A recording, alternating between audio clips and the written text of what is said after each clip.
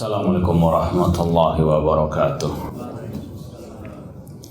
Innal hamdalillah nahmaduhu wa nasta'inuhu wa nastaghfiruh wa na'udzu billahi min syururi anfusina wa min sayyiati a'malina. Man yahdihillahu fala mudhillalah wa man yudlil fala hadiyalah. Asyhadu an la ilaha illallah wahdahu la syarikalah wa asyhadu anna Muhammadan abduhu wa rasuluh. Ya ayyuhalladzina amanu taqullaha haqqa tuqatih wa la tamutunna illa wa antum muslimun. Ya ayyuhan nasu taqu rabbakumul ladzi khalaqakum min nafsin wahidah wa khalaqa minha zawjaha wa batsa minhuma rijalan katsiran wa nisaa'a wattaqullaha alladzi tasaaluna bihi wal arham innallaha kana 'alaikum raqiba. Ya ayyuhalladzina amanu taqullaha wa qulu qawlan sadida yuslih lakum a'malakum wa yaghfir lakum dhunubakum wa may yuti'illaha wa rasulahu faqad faza fawzan 'azima. Amma ba'd, fa inna asdaqal hadits kitabullah wa khairal hadi hadyu Muhammadin sallallahu alaihi wasallam. Wa syaral umuri muhdatsatuha wa kulla muhdatsatin bid'ah wa kulla bid'atin dhalalah wa kulla dhalalatin finnar. Ma'asal muslimin, ikhwani fillah wa akhwati, bapak-bapak, ibu-ibu, saudara-saudari rahmani wa rahmakumullah.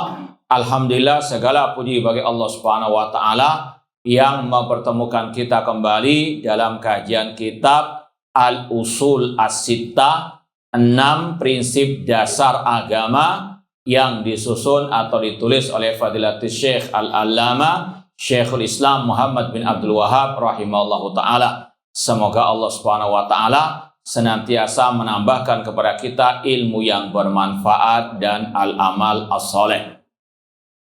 Sekarang kita sampai pada al-aslu ar-rabi', prinsip yang keempat.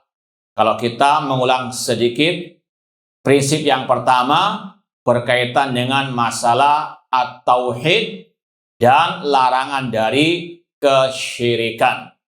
Yang mana prinsip yang satu ini sangat terang benderang dalam Islam. Bahkan Islam tidak mungkin tegak tanpa at-tauhid. Islam adalah agama tauhid. Islam melarang dari kesyirikan.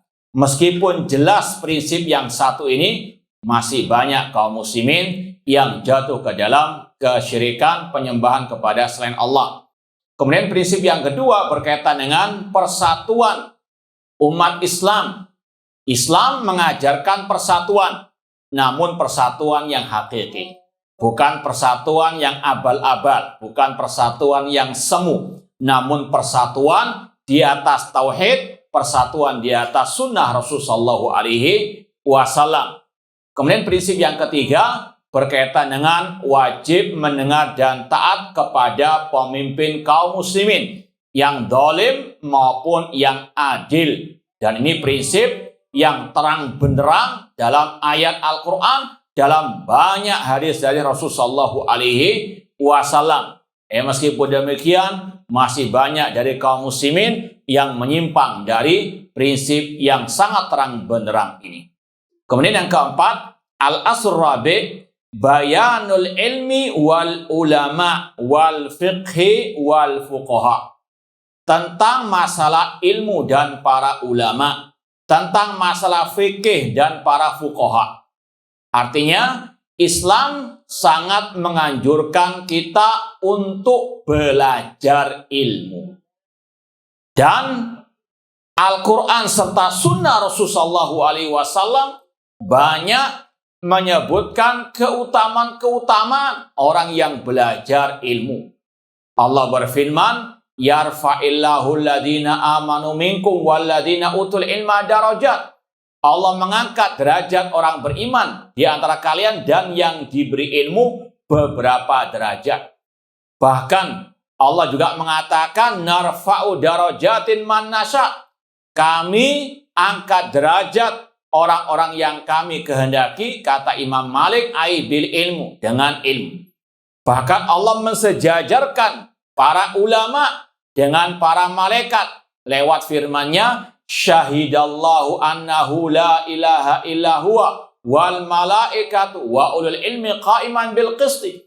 Allah bersaksi tidak ada sesembahan yang hak kecuali Dia. Demikian pula para ulama dan para malaikat. Ini menunjukkan kedudukan ilmu dan para al-ulama. Namun apakah semua ilmu yang tadi keutamaannya disebut oleh Allah dalam ayat-ayat tersebut? Kata para ulama, tidak. Hanya ilmu agama, bukan ilmu dunia. Maka kaidahnya, setiap ilmu yang disebutkan keutamaannya di dalam Al-Quran dan Al-Hadis, setiap ilmu yang kita wajib mempelajarinya, itu adalah ilmu tentang urusan agama. Tanpa kita mengesampingkan pentingnya ilmu dunia. Cuma, sekali lagi, yang disebut oleh ayat, oleh hadis Rasul tentang keutamaan ilmu, itu adalah ilmu agama. Mana dalilnya? Sabda Rasul dalam Sahih Bukhari Muslim, muttafaqun alaih, man yuridillahu bihi khairan yufaqihu fiddin. Barang siapa yang Allah kehendaki kebaikan padanya, Allah pahamkan dalam urusan agama. Sekali lagi, setiap ilmu, setiap kata-kata ilmu dalam ayat, dalam hadis yang dianjurkan kita mempelajarinya, ada keutamaan pahala yang besar bagi yang pelajarinya, itu ilmu dalam urusan agama. Sekali lagi, tanpa mengesampingkan pentingnya ilmu dunia.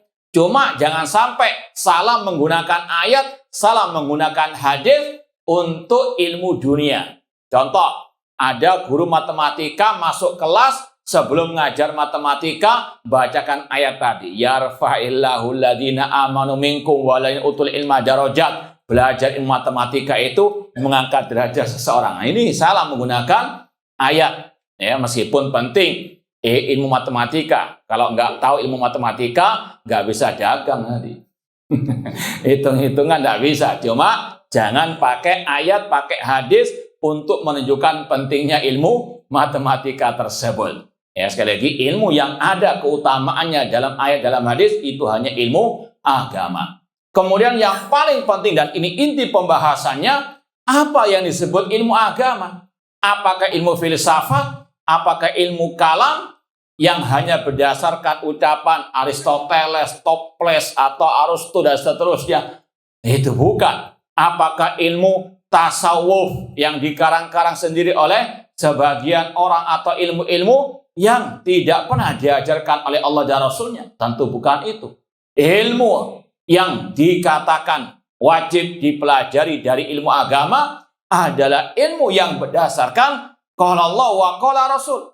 Taraktu fikum amrayn lan tadillu ba'dauma kitaballah wa sunnati. Aku tinggalkan kalian dua hal yang jika kalian berpegang teguh dengannya, tidak akan tersesat selama-lamanya, kitab Allah, Al-Quran, dan sunnahku. Itu namanya ilmu agama yang berdasarkan Al-Quran dan sunnah Rasul SAW, tentunya dengan pemahaman para sahabat, karena Rasul bersabda, alaikum bisunnati wa sunnatil khulafa ar-rasyidin. Peganglah sunnahku dan sunnah para khulafa ar-rasyidin. Dan Rasul juga mengatakan, taraktukum alal bayda lailuha kanahariha la yazigu anha illa halik. Aku tinggalkan kalian di atas Islam yang putih bersih.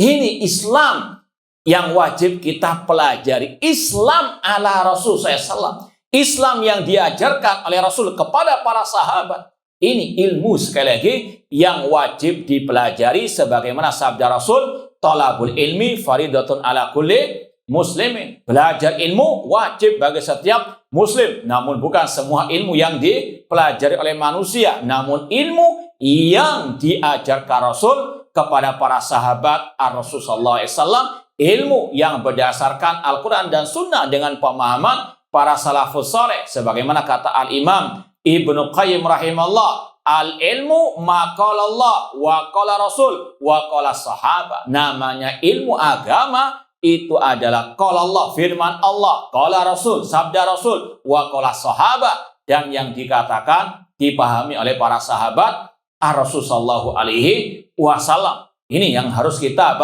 bisa membedakan dengan ilmu-ilmu yang menyimpang darinya. Demikian pula orang itu harus paham siapa ulama yang sebenarnya, yang layak untuk kita ambil ilmu mereka, yang layak untuk kita jadikan rujukan.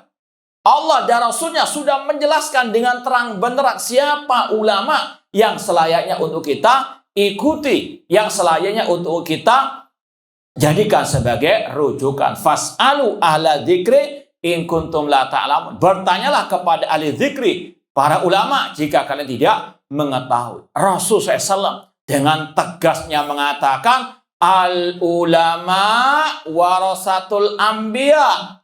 Para ulama pewaris para nabi. Wa innal anbiya lam yuwarithu dinaran wala dirhaman. Para nabi tidak mewariskan harta dirham maupun dinar. Walakin yuwarithul ilma. Namun para nabi mewariskan ilmu. Kalau nabi kita yaitu tadi mewariskan Al-Quran Sunnah dengan pemahaman para sahabat beliau. Itu namanya ulama yang sebenarnya. Siapa ulama yang sebenarnya? Warasatul anbiya.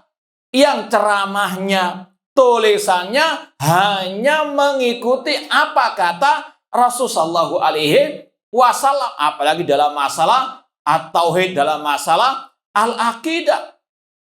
Rasul dakwanya terus tauhid, akidah dan akidah, menyeru manusia beribadah hanya kepada Allah. Wa'budullah wa la tusyriku bi syai'a. Maka para ulama yang sejati mengikuti jejak Rasul. Apa dakwanya? Ani'budullah wasyanibut taghut. U'budullah wa la tusyriku bi syai'a. Beribadah kepada Allah, jangan berbuat syirik.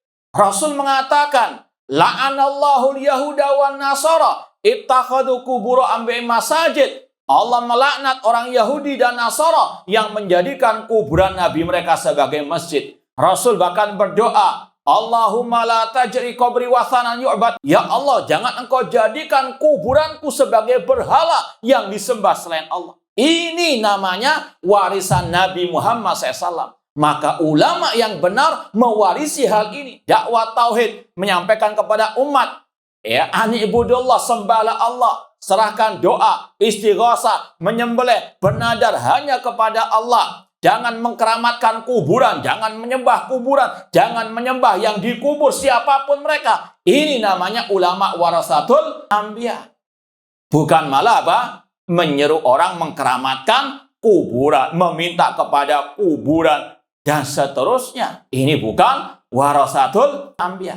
Ini yang dimaksud oleh penulis di sini. Harus kita belajar ilmu, yaitu qala Allah wa qala Rasul wa qala as-sahabah. Harus kita tahu ulama. Kalau kita semangat belajar ilmu namun salah mencari ulama, berbahaya. Rasul SAW bersabda dalam Sahih Bukhari, innallaha la yantazil ilma intiza'an. Allah tidak mencabut ilmu agama ini secara langsung. Walakin yantazil ilma biqabdil ulama. Namun Allah mencabut ilmu agama ini dengan mewafatkan para ulama. Hatta idalam yubqi aliman ittakhadan nasur usan juhala. Sampai ketika tidak tersisa lagi para ulama atau sedikit para ulama, manusia banyak mengambil guru agama, kiai, ustadz, dai dari orang-orang yang jahil, yang bodoh. Fasu'ilu fa'aftau bighairi ilmin. Ketika ditanya masalah agama, berfatwa tanpa ilmu, fadallu wa adallu. Mereka sesat dan juga menyesatkan. Mau kita disesatkan oleh mereka? Na'udzubillahi min dzalik. Maka semangat belajar ilmu harus juga dibarengi dengan semangat untuk selektif mencari siapa yang wajib kita ambil ilmunya. Apalagi Rasul dalam Sahih Bukhari mengatakan ketika ditanya oleh Hudzaifah bin Yaman, "Fahal ba'da hadzal khairi min syarr?" Apakah ya Rasulullah setelah kebaikan ini akan ada kejelekan? Kata Rasul, "Na'am, du'atun ala abwabi jahannam." Iya ada, yaitu dai-dai yang menyeru ke neraka jahannam. Hadisnya dalam Sahih Bukhari. Jangan mengatakan, ya sudahlah, kalau mereka salah kan dosanya untuk mereka, dai-dai tersebut. Tidak, Anda juga akan menanggung akibatnya. Kata Rasul dalam lanjutan hadis tadi, "Man ajabahum ilaiha qadafuhu fiha." Barang siapa mengikuti ajakan seruan mereka akan dimasukkan juga ke neraka jahannam. Na'udzubillahi min dzalik. Kemudian dalam lanjutan hadis tadi, Rasul ditanya oleh Hudzaifah bin Yaman, "Fama ta'muruni in adraktu dzalika ya Rasulullah?" Ya Rasulullah, apa perintahmu? Apa nasihatmu kepadaku kalau aku mendapati dai-dai yang menyeru ke neraka jahanam tersebut? Kata Rasul, "Talzam jama'atal muslimin wa imamahum." Pegang erat jamaah kaum muslimin dan pemimpin kaum muslimin. Dari sini kata sebagian ulama, ciri dai yang menyeru ke neraka jahanam yaitu dai yang suka memprovokasi massa untuk melawan, untuk mencaci maki, untuk memberontak, mengkudeta terhadap pemimpin kaum muslimin. Talzam jamaatal muslimin wa imamahum. Dan tentunya juga di antara dai yang menyeru ke neraka jahanam, yang menyeru manusia kepada kesyirikan tadi. Menyeru untuk apa? Menyembah Nabi Muhammad, menyembah orang soleh. Karena kesyirikan adalah apa? Sebab utama orang masuk api neraka. Innahu man yusyrik billah faqad harramallahu alaihil jannah wa ma'wahun nar wa ma lidzalimina min ansar. Sesungguhnya barang siapa berbuat syirik, kata Allah, haram baginya masuk surga dan tempatnya adalah api neraka. Yang menyuruh kepada kesyirikan itu pada hakikatnya du'atun ala abwabi jahannam. Demikian pula dai-dai atau yang mengaku ulama namun suka menyuruh manusia berbuat kebid'ahan. Baik itu berupa akidah, ibadah atau ritual-ritual, amalan-amalan yang tidak pernah diajarkan, dicontohkan oleh Rasulullah SAW. Ini adalah hakikatnya du'atun ala abwabi jahannam. Karena Rasul mengatakan, wa kulla dolalatin finnar. Setiap kesesatan itu di neraka. Dan sebelumnya Rasul mengatakan wa kulla bid'atin dolalah. Maka hati-hati.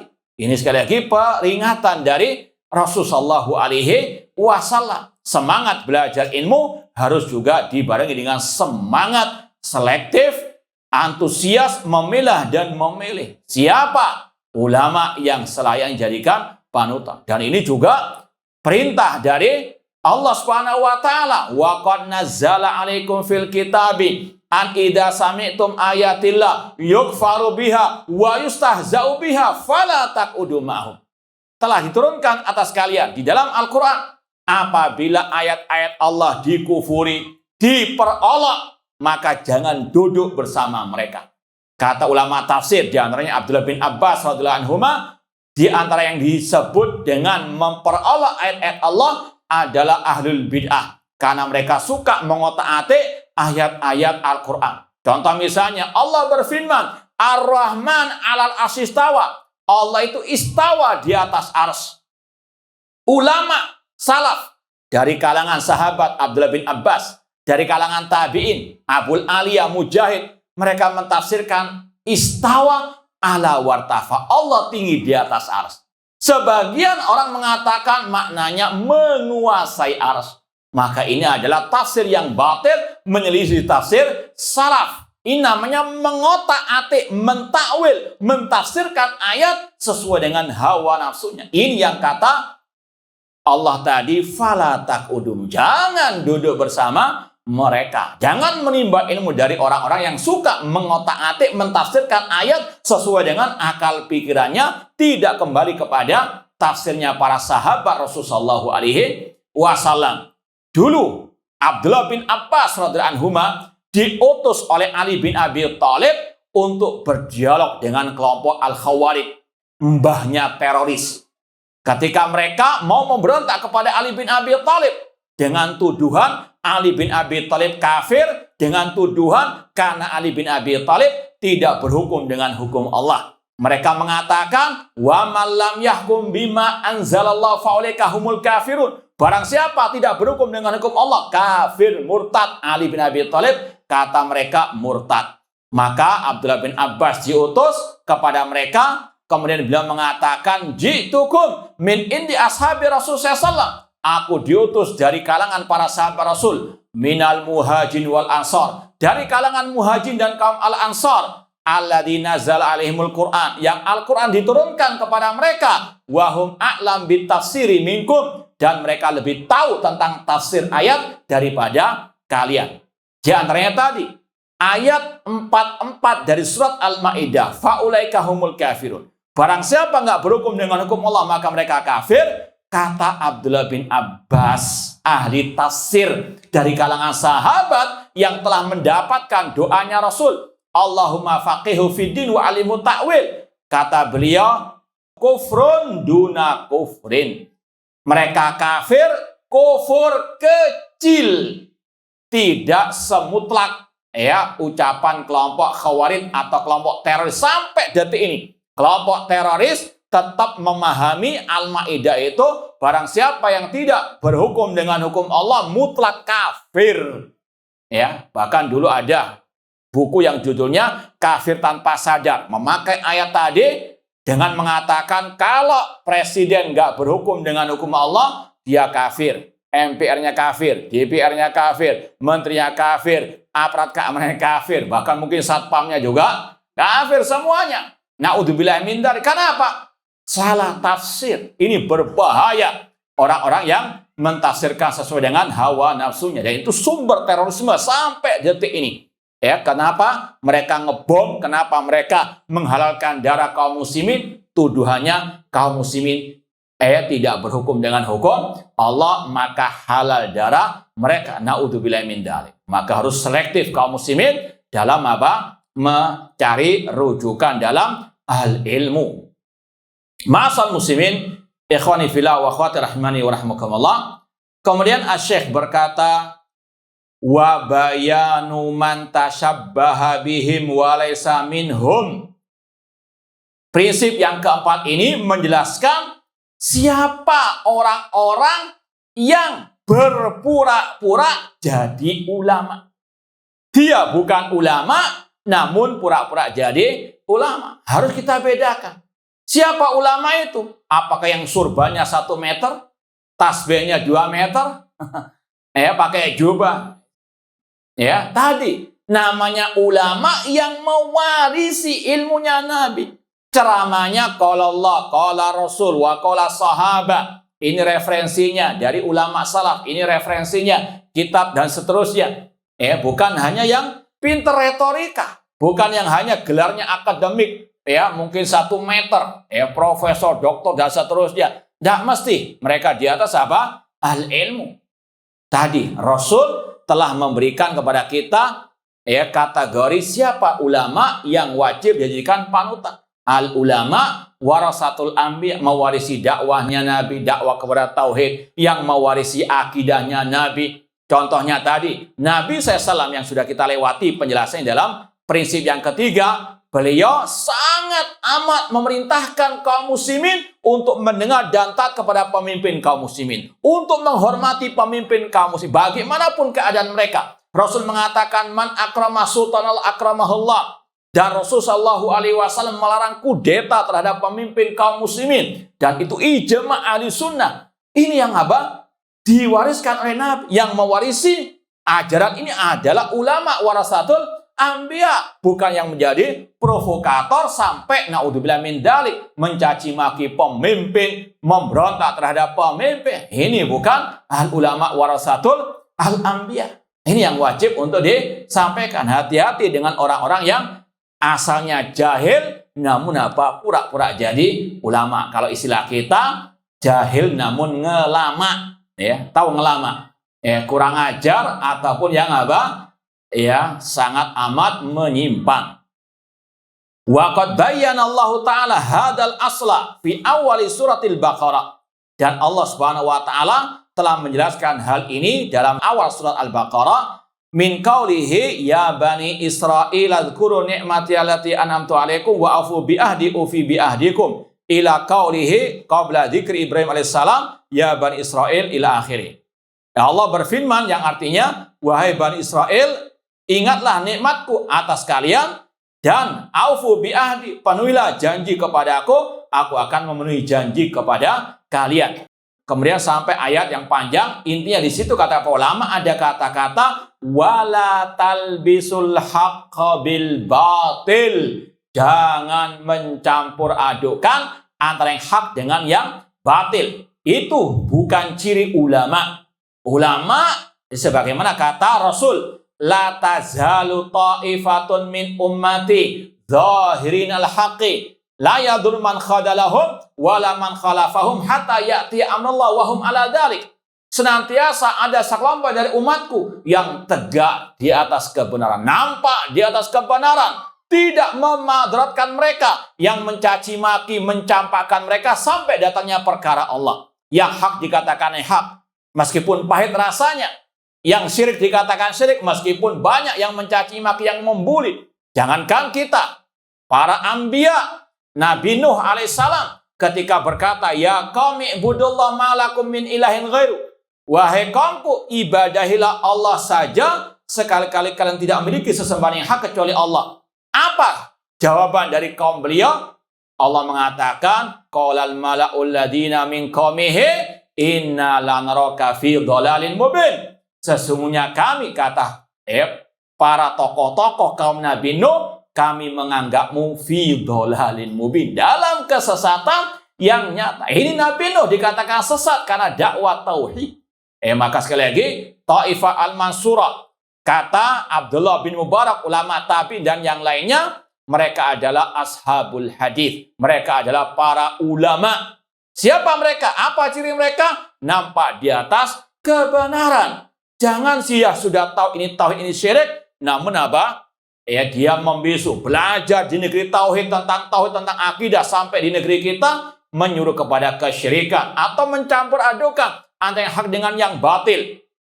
Contoh misalnya, mereka mengatakan wajib kita cinta Nabi, wajib kita cinta para ulama, cinta orang soleh. Kita katakan iya benar. Namun ada kelanjutan dari ucapan mereka, maka boleh kita tawasul dengan mereka. Tawasul dengan Nabi, ya Nabi, sampaikan doaku kepada Allah. Na'udzubillahi min dzalik. Cinta kepada Nabi bukan apa?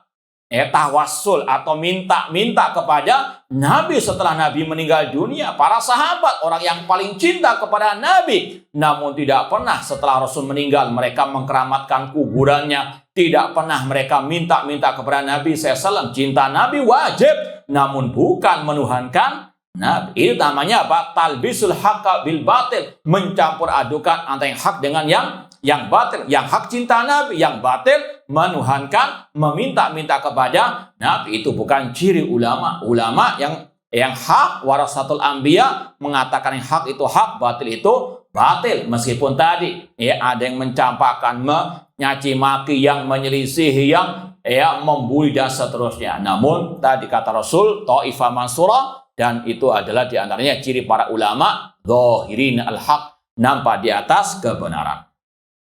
Kemudian kata Syekh, wa yaziduhu wuduhan ma sarrahat bihi as-sunnah fi hadal kalam al-kathir al-bayyin al-wadih lil ami al-balid. Dan yang lebih nampak lagi apa yang telah dijelaskan oleh sunnah Rasul SAW tentang ciri tadi ulama yang sebenarnya dan mana ciri orang yang jahil namun ngelama. Rasul sabdakan tadi, al-ulama warasatul anbiya.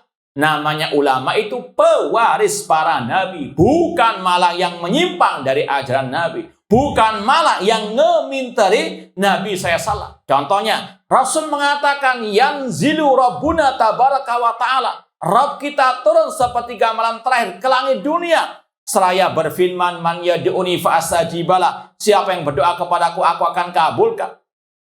Kemudian kalau ada orang mengatakan, oh yang dimaksud itu, oh yang turun bukan Allah, namun yang turun malaikat Allah. Ini namanya ngaminterin Nabi. Bukan warasatul anbiya, pewaris Nabi. Nabi mengatakan A, mereka mengatakan B. Nabi ke kanan, mereka ke kiri. Naudzubillahi min dzalik. Ini sekali lagi ciri ya ulama yang sami'na wa ata'na kepada perintah Rasul, sami'na wa sadaqna kepada kabar berita dari Rasul sallallahu alaihi wasallam. Summa sara hada aghrabal asya.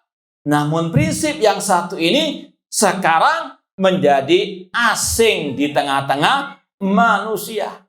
Banyak yang tidak paham mana ulama yang sebenarnya, mana yang jahil namun apa? Ngelama. Ya, cuma modal retorika, cuma modal sensasi, ya, cuma modal pengikut yang banyak, ya, dan sebagainya. Ini sekali lagi yang dikatakan oleh Syekh summa sarahada aghraba al-asya. Sebagaimana tadi dakwah Nabi Nuh alaihissalam di musuhe, padahal itu dakwah yang hak. Wasaral ilmu wal fiqhu huwal bid'ah wad dalalat. Sekarang ini kata beliau, ilmu yang tadi berdasarkan Al-Quran dan Sunnah dengan pemahaman salaf dikatakan bid'ah. Oh, ini ajaran Wahabi, ya. Ini ajaran radikal. Ini kalau ceramah nggak pernah apa? Guyonan. Emangnya naudzubillah min dzalik, ceramah sudah jadi apa? Ya, lawaan naudzubillahi min dzalik. Maka ini ilmu dianggap sesat, yang sesat dianggap al-ilmu. Sebagaimana dalam kisah Nabi Nuh alaihissalam tadi, Nabi, Rasul yang Allah muliakan, dikatakan oleh kaumnya fi dhalalin mubin. Bahkan Nabi Hud juga ketika dakwah tauhid sebagaimana Nabi Nuh dikatakan inna lanaraka fi safahatin, kami menganggapmu orang yang bodoh. Naudzubillah min dzalik. Yang hak dikatakan batil, batil dikatakan yang hak. Seperti yang ada di sekeliling kita ini. Luar biasa yang menyuruh kepada kesyirikan, kebid'ahan, menyuruh kepada caci maki terhadap pemimpin, dianggap pahlawan, dianggap tokoh dan sebagainya. Sedangkan yang berdakwah kepada tauhid siang dan malam, yang hidupnya hanya untuk mengajarkan akidah sunnah Rasul, dituduh sesat dan seterusnya. Ya, sekali lagi inilah wakil kenyataan yang ada. Namun tadi Taifah Mansurah, ahlul haq harus tetap istiqomah. Ya, siapapun yang mencaci maki apapun yang terjadi, tetap berpegang teguh dengan akidah manhaj salaf, dengan ilmu yang benar, ilmu yang berdasarkan qala Allah wa qala Rasul wa qala as-sahabah. Wa khiyaru ma innahum labasul haqqi bil batil. Dan yang ada pada diri mereka, dai-dai yang menyeru ke neraka jahanam tadi, mencampur adukan antara yang hak dengan yang batil. Cinta kepada Nabi namun berlebih-lebihan, namun sampai menyelisih ajaran Nabi dan seterusnya. Ini yang paling kental dalam diri kelompok sesat. Pasti ada sedikit kebenaran, tapi dibungkus, namun dikelilingi dengan apa? Kebatilan. Ya, kata para ulama, tidak ada satupun kelompok sesat melainkan ada setetes atau setitik cahaya kebenaran. Kenapa demikian? Agar manusia ikut kesesatan mereka. Itu tipu daya iblis. Iblis ketika menggelincirkan Nabi Adam, dia mengatakan sebagaimana Allah katakan wa qasamahuma innilakuma laminan nasihin. Iblis bersumpah di hadapan Adam dan Hawa, sesungguhnya aku adalah penasehat bagi kalian berdua. Kata-kata nasihat lemah lembut, kata-kata yang baik, namun di dalamnya penuh dengan racun. Ini sekali lagi kelompok tadi Khawarij, kelompok teroris. Mereka meneriak-neriakkan jihad, berjuang untuk Islam. Siapa yang nggak mau berjuang untuk Islam? Ya, siapa yang nggak mau berjihad? Namun mereka bungkus ataupun mereka isi kata-kata jihad dengan terorisme, dengan kesesatan, dengan ajaran-ajaran yang menyimpang. Kata Syekhul Islam, jihad ada dua, jihad yang syar'i dan jihad yang bid'ah. Di antara jihad yang bid'ah, jihadnya kelompok Al-Khawarij atau kelompok teroris. Semua kelompok demikian. Syiah Rafidhah yang sangat kufur akidah mereka, melecehkan Al-Quran. Al-Quran yang ada sekarang ini tidak murni, hanya sepertiga saja. Yang lain disembunyikan oleh para sahabat. Mereka menuhankan imam-imam mereka. Mereka melecehkan, bahkan mengkafirkan para sahabat Abu Bakar, Umar, dan Utsman.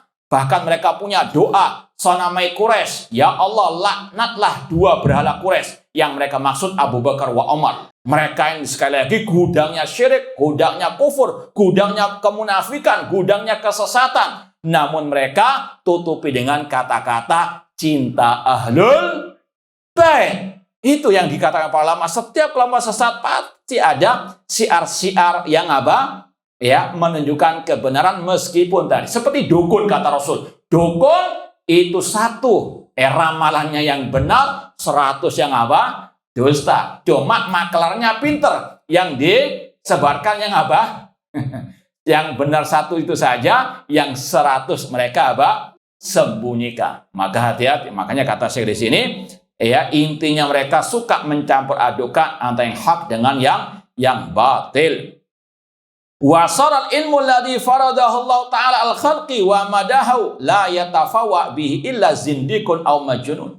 Dan ilmu yang Allah wajibkan atas hamba-hambanya, yang Allah puji, itu dituduh orang-orangnya zindik, orang majnun. Yang berpegang dengan sunnah dikatakan sesat, dikatakan ekstrem, dikatakan radikal, dikatakan seperti Abu Jahal. Padahal yang Abu Jahal mereka tokohkan dan seterusnya. Semuanya serba diputar balikkan faktanya oleh mereka. Maka seorang muslim harus betul-betul bisa memilah dan memilih mana hak, mana batil, mana syirik, mana tauhid, mana dai yang menyuruh kepada tauhid, yang mana menyuruh kepada syirik, mana yang dai menyuruh ke neraka jahanam, dan mana yang menyuruh kepada surga Allah Subhanahu wa taala.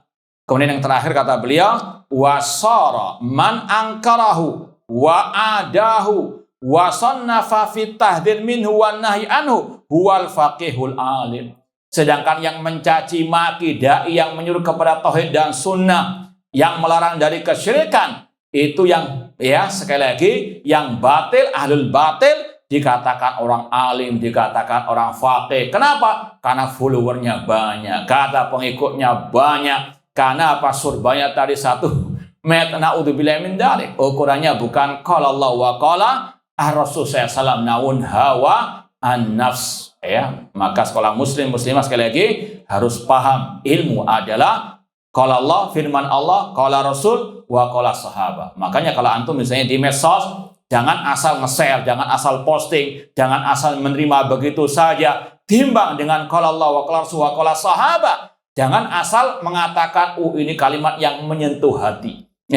Ucapan iblis tadi, inilah kuma'alaminan nasihin, menyentuh hati. Namun intinya sesat menyesatkan. Jangan diukur kebenaran dengan retorika yang indah. Jangan diukur dengan banyaknya follower ataupun pengikut. Jangan diukur dengan gelar akademik yang panjang lebar. Namun sekali lagi, kebenaran ukur dengan apakah ucapan ini, postingan ini sesuai dengan dalil, mana ayatnya, mana hadisnya, mana ucapan salafnya. Demikian pula dalam kita memposting, hati-hati. Makanya Ali bin Abi Thalib radhiyallahu anhu mengatakan, la takunu ujulan buduran madzayi. Jangan kalian tergesa-gesa. Pertama tadi, dalam menerima berita, dalam nge-share berita, dalam memposting apapun, jangan tergesa-gesa. Jangan menjadi buduran, benih provokasi madzayi yang menyebarkan berita bohong dan sebagainya. Kata Abdullah bin Mas'ud, inna satakunu umuran mustabihat. Nanti pada akhir zaman akan banyak muncul perkara yang samar-samar. Alaikum bitu ada. Harus waspada, hati-hati.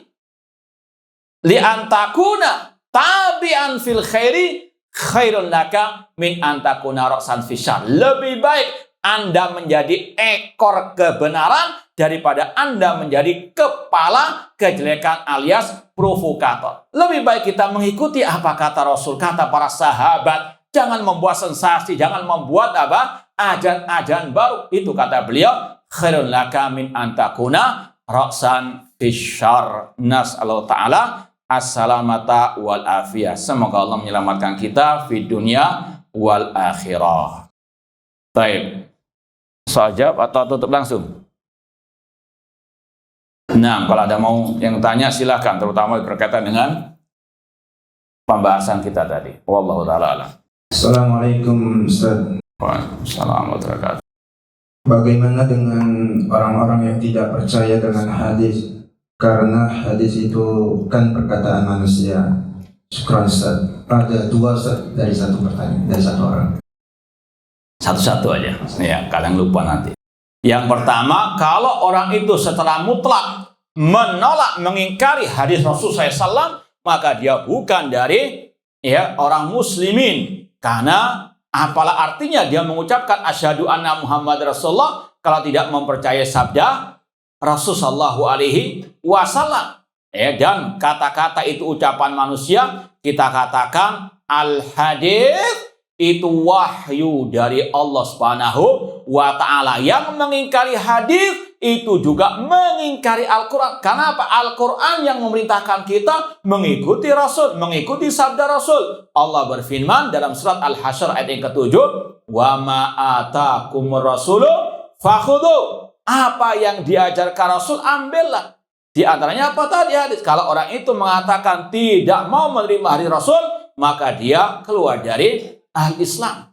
Ya, sekali lagi karena itu apa? Bentuk dia mengingkari Al-Qur'anu Al-Karim. Kemudian yang kedua, dari mana dia bisa sholat? Kalau dia apa? Mengingkari al-hadis. Kalau dia konsekuen dengan ucapannya tadi, otomatis nggak mungkin dia bisa sholat. Betul nggak? Sekarang di dalam Al-Quran ada nggak sholat duhur 4 rakaat? Ada nggak? Berarti orangnya apa? Nggak mungkin bisa mengamalkan apapun dari rukun-rukun Islam, mulai sholat, puasa, haji dan seterusnya tanpa apa? Al-hadis. Wallahu ta'ala alam. Yang kedua, Bagaimana pula dengan yang mengatakan bahwa Ustadz itu kerja menjual ayat-ayat Al-Quran? Bagaimana penjelasannya Ustadz? Barakallahu fiikum. Syukran Ustadz. baik. Ini kalau yang dimaksud seperti ruqyah ya.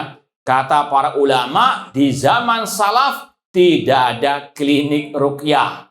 Ya, sekarang ini disalahgunakan. Ini yang dikatakan oleh para ulama tadi, talbisul haq bil batil, mencampur adukan antara hak dengan yang batil. Ya, sekali lagi ruqyah itu ada tuntunannya.